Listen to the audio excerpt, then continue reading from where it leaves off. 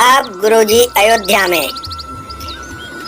पता नोट करिए, the village restaurant in front of Ranopali railway crossing, Ranopali, Ayodhya, Uttar Pradesh. Mobile number 9579207151।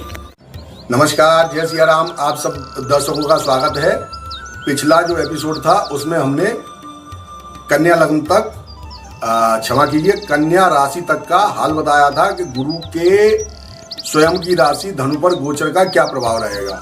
और हमने आपसे बोला था कि हम जल्दी ही अपना नया एपिसोड लेकर आएंगे जिसमें हम तुला से लेकर मीन पर्यंत आपको बताएंगे कि क्या हाल रहने वाला है। तो आइए हम चित्रों के माध्यम से आपको बताते हैं और हम इसका साथ साथ विश्लेषण भी करते जाते हैं। जिन व्यक्तियों के लग्न कुंडली में 7 नंबर में चंद्र बैठे हुए हैं, उनकी राशि तुला होती है। उनके लिए ये फल कथन है। आप चित्र को देखिए, यहाँ पर आपके तृतीय भाव में 9 नंबर लिखा हुआ है, वहां पर गुरु और केतु विराजमान है। यहाँ से वो अपनी पंचम दृष्टि डालेंगे जहां पर 1 नंबर लिखा हुआ है, सप्तम दृष्टि डालेंगे जहां पर 3 नंबर लिखा हुआ है यानी नवम भाव, और अपनी नवम दृष्टि डालेंगे जहां पर 5 नंबर यानी सिंह राशि लिखी हुई है। इस स्थिति में आपकी राशि के ऊपर इसका क्या प्रभाव होगा ये हम बताते हैं। जो तृतीय भाव है वो वृद्धि स्थान बोला जाता है। यहाँ पर जब भी कोई पाप ग्रह बैठता है तो वो अत्यंत शुभ होता है। यहाँ पर गुरु और केतु की युति है। केतु भी मेरे अनुसार, वैसे तो जब गुरु और केतु का योग बनता है तो इसे चांडाल योग कहते हैं, लेकिन यहाँ पर जो मेरा मत है वो ये है कि गुरु के साथ केतु बैठे हुए हैं और 9 नंबर की राशि में बैठे हुए हैं। केतु जो है वो छाया ग्रह हैं तो वो गुरु के अनुरूप ही फल देंगे। तो यहाँ पर आपको गुरु का लाभ प्राप्त होगा। इस समय गुरु वक्री हैं तो यहाँ से वो बैठकर आपके जो भंडार हैं यानी वृद्धि स्थान है, ये आपके भाई बहनों से बड़े अच्छे संबंध रहेंगे। आपके भाई बहनों के भी आपसे बड़े अच्छे संबंध रहेंगे, दोनों के मधुर संबंध रहेंगे। आप दोनों एक दूसरे के हितैषी रहेंगे। इस समय आप एक दूसरे की मदद करने की कोशिश करेंगे। यहाँ से बैठकर गुरु और केतु अपनी पंचम दृष्टि से आपके सप्तम भाव यानी 1 नंबर मेष राशि पर अपनी दृष्टि डालेंगे तो आपके वैवाहिक जीवन में मधुरता आएगी। आप कहीं घूमने फिरने का प्रोग्राम बना सकते हैं, यानी आपका वैवाहिक जीवन अच्छा चलेगा। जिन जातकों के विवाह के योग नहीं बन रहे थे उनके विवाह के योग बनाया जाएगा। यहाँ से बैठकर गुरु अपनी सप्तम दृष्टि से आपके नवम भाव को देखेगा जहाँ पर बुध की राशि 3 नंबर लिखी हुई है। ऐसी स्थिति में आपके भाग्य में वृद्धि करेगा। आप इस समय भाग्यवान होंगे। आप भाग्यवश कोई भी कार्य कर सकते हैं। आपका भाग्यवश कोई भी कार्य बन सकता है। यहाँ पर बैठकर जब गुरु सप्तम दृष्टि से आपके नवम भाव को देखेंगे तो जो बच्चे शिक्षारत हैं, उच्च शिक्षारत हैं, उनको अच्छे परिणाम प्राप्त होंगे। उसके बाद यहाँ से बैठकर गुरु और केतु की संयुक्त दृष्टि आपके एकादश भाव जहाँ पर 5 नंबर लिखा हुआ है यानी सिंह राशि पर जाएगी। मित्र दृष्टि होगी तो यहाँ पर भी आपको आपके किए गए कार्यों से सफलता प्राप्त होगी। आपको अपनी ऑफिस में कोई भी प्रमोशन प्राप्त हो सकता है। तो ऐसी स्थिति में आपके लिए भी ये गोचर अच्छा रहेगा। आइए हम अगली राशि के बारे में चर्चा कर लेते हैं। जो अगली राशि आ रही है, यहाँ पर 8 नंबर लिखा हुआ है लग्न में। तो जिन जातकों की लग्न कुंडली में 8 नंबर में चंद्र बैठे हुए उनके लिए ये फल है। ये वृश्चिक लग्न वालों, वृश्चिक राशि वालों के लिए ये मैं फल बता रहा हूँ। यहाँ पर जिन लोगों की वृश्चिक लग्न की कुंडली होती है यानी वृश्चिक राशि है जिन लोगों की, उनके लिए गुरु 2 स्थानों के स्वामी है। एक द्वितीय स्थान और दूसरा पंचम स्थान। पंचम स्थान के स्वामी होने से गुरु यहाँ पर पूर्ण योग कारक हैं और जो लग्नाधिपति हैं मंगल उनके मित्र हैं। गुरु और केतु का संबंध दूसरे भाव में हो रहा है जो धन भाव है। तो यहाँ पर आपको बैंक बैलेंस में वृद्धि दिखाई देगी। आपके वाणी में इस समय सौम्यता रहेगी। यहाँ से बैठकर गुरु अपनी पंचम दृष्टि से आपके 6वें भाव को देखेंगे तो आपके रोग, रिपु और ऋण इन तीनों में कमी देखने को मिलेगी। यानी कि ये समय आपको ऋण उतारने का है। आप ऋण उतारने के लिए प्रयासरत रहिए। आप पर थोड़ा सा प्रेशर भी आ सकता है ऋण उतारने के लिए, क्योंकि जब समय अनुकूल होगा तो आप पे प्रेशर भी आएगा। तो यहाँ पर आपके ऊपर थोड़ा सा प्रेशर आ सकता है। यहाँ से बैठकर गुरु और केतु अपनी सप्तम दृष्टि आपके 3 नंबर जहाँ पे लिखा हुआ है यानी कि अष्टम भाव पर डाल रहे हैं। तो यहाँ पर वो आपकी आयु में वृद्धि करेंगे, आपके पुरातत्व में विकास देखने को प्राप्त होगा। उसके बाद गुरु और केतु की संयुक्त दृष्टि आपके 10वें भाव जहाँ पर 5 नंबर लिखा हुआ है यानी सिंह राशि मित्र दृष्टि वहाँ पर पहुंचेगी। तो आपके रोजी रोजगार, व्यापार, नौकरी, इन सब के बड़े अच्छे योग बनेंगे। जिन जातकों के पास नौकरी नहीं है उनको नौकरी मिलेगी। जो जातक व्यापार करना चाहते हैं उनको व्यापार करने के लिए सुगमता होगी और ये समय आपके लिए अच्छा रहेगा। इसके बाद हम अगली राशि के बारे में चर्चा कर लेते हैं। जिन लोगों के लग्न कुंडली में 9 नंबर में चंद्र बैठे हुए हैं, ये उनके लिए फल है। ये 9 नंबर की कुंडली है। यहाँ पर गुरु और केतु लग्न में बैठे हुए हैं। गुरु शुभ ग्रह हैं, जब केंद्र में बैठते हैं तो वो ऐसी कंडीशन में अपने स्वयं की राशि में विराजमान होते हुए एक योग निर्मित करते हैं जिसका नाम है हंसक राजयोग। दूसरा योग वो निर्मित करते हैं उसका नाम है केसरी राजयोग। तीसरा जो वो एक और राजयोग निर्मित करते हैं उसका नाम है कुलदीपक राजयोग। इन 3 राजयोगों का आपको लाभ प्राप्त होगा। यहाँ से बैठकर जब गुरु और केतु आपके विभिन्न भावों पर दृष्टि डालेंगे, वो भाव हैं पंचम भाव, सप्तम भाव और नवम भाव। गुरु और केतु आपकी लग्न में है तो आपके व्यक्तित्व में एक अलग ही निखार आएगा। केतु आपकी जो ख्याति की पताका है उसको लेकर आगे चलेंगे तो ऐसे समय में आपको ख्याति प्राप्त होगी, आपका नाम बढ़ेगा, समाज में आपका दबदबा बढ़ेगा, आपका रुतबा बढ़ेगा, आपका कुल दीपक राजयोग निर्मित होगा। तो उससे ये समय आपके लिए ऐसा व्यतीत होगा जिसमें आप कुल में दीपक के समान होंगे।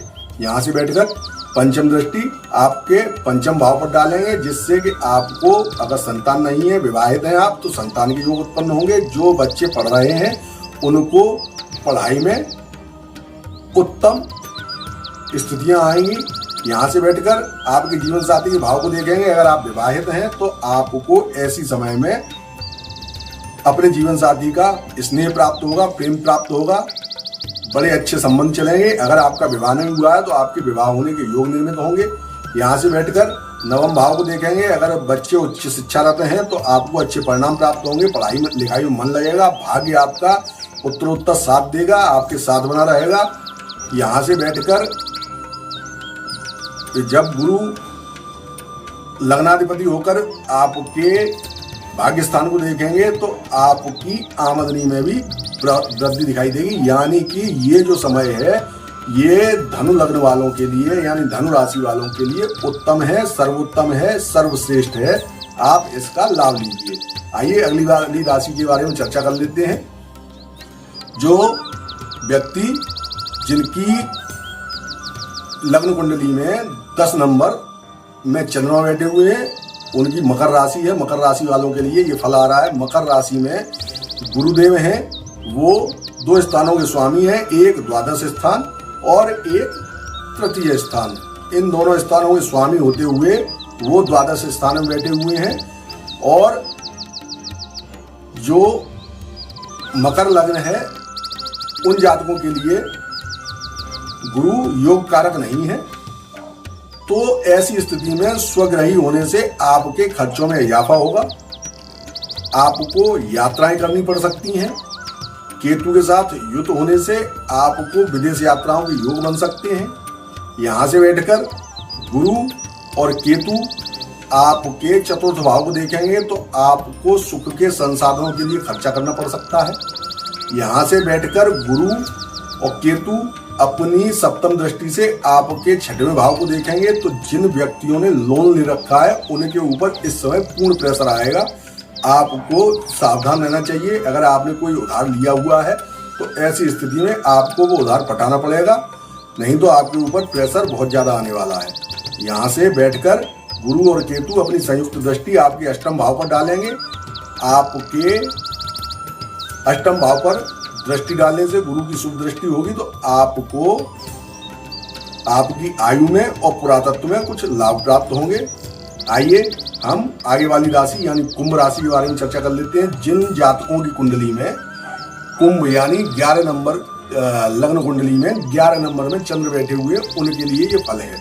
यहाँ पर जो गुरु हैं वो 2 स्थानों के स्वामी होते हैं, एक धन स्थान, एक लाभ स्थान। दोनों स्थानों के स्वामी होने से जो कुंभ लग्न की कुंडली है उसमें गुरु योग कारक नहीं है।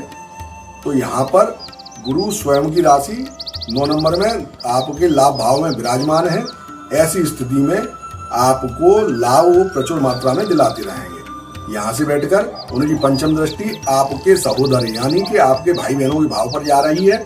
ऐसी स्थिति में आपके भाई बहनों से मधुर संबंध रहेंगे। आप उनके ऊपर खर्चा कर सकते हैं, आपको उनसे लाभ भी प्राप्त हो सकता है, वो भी आपसे लाभ प्राप्त कर सकते हैं। यहाँ से बैठकर जो सप्तम दृष्टि है वो आपके पंचम भाव पर जाएगी गुरु की। आपको ज्ञान दिलाएंगे, शिक्षा दिलाएंगे, शिक्षा में आपको उन्नति दिलाएंगे, आपके अच्छे परिणाम प्राप्त होंगे।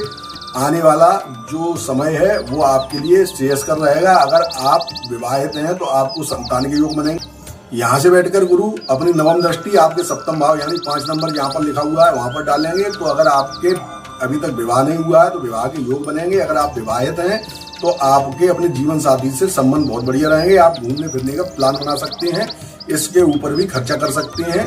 इस समय आपकी पार्टनरशिप भी रंग लाती दिखाई देगी। आइए अगली राशि मीन के बारे में चर्चा कर लेते हैं। जिन जातकों की लग्न कुंडली में 12 नंबर में चंद्र विराजमान है, ये जो फल है ये उनके लिए आ रहा है।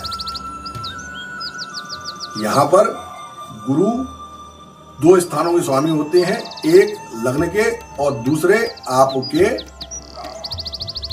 दसम भाव यानी राज्य स्थान के। तो आपको ऐसी स्थिति में लग्नाधिपति स्वयं की राशि में जाके केंद्रगत बैठेंगे। तो उन्होंने हंसक राजयोग निर्मित किया, कुलदीपक राजयोग निर्मित किया, केसरी राजयोग निर्मित किया। ऐसी स्थिति में आपको प्रचुर मात्रा में धन प्राप्त होगा। आपने किए गए कार्यों में आपको विशेष सफलता प्राप्त होगी। नौकरी के बहुत अच्छे योग बनेंगे। आप अगर अपना व्यवसाय करना चाहते हैं तो आपके लिए ये समय सर्वोत्तम है। यहाँ से बैठकर गुरु पंचम दृष्टि से आपके धन भाव को देखेंगे तो आपके धन में वृद्धि करेंगे। यहाँ से बैठकर सुख भाव देखेंगे तो माता के स्वास्थ्य में अच्छा ही देखने को मिलेगी, स्वास्थ्य अच्छा रहेगा और आपके सुख के संसाधन भी जुड़ेंगे।